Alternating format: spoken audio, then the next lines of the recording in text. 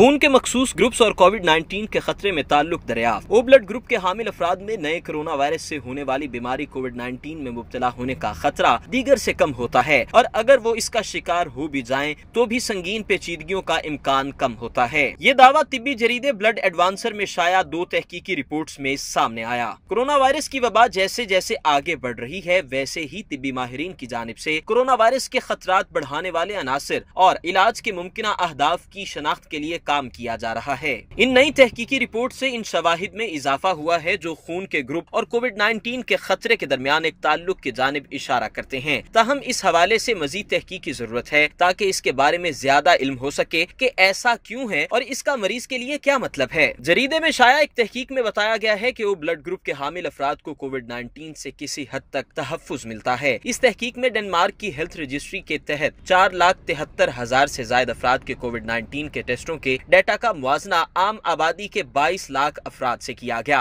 कोविड-19 से मुतासिर अफराद में दरियाफ्त किया गया कि इनमें ओ ब्लड ग्रुप के अफराद की तादाद बहुत कम जबकि AB और AB ब्लड ग्रुप्स वाले अफराद की बहुत ज्यादा है। तहकीक के नताइज से ये भी इंदिया मिला कि ब्लड ग्रुप AB या AB वाले अफराद में कोविड-19 से मुतासिर होने का इम्कान ओ ब्लड ग्रुप वाले अफराद के मुकाबले में ज्यादा होता है।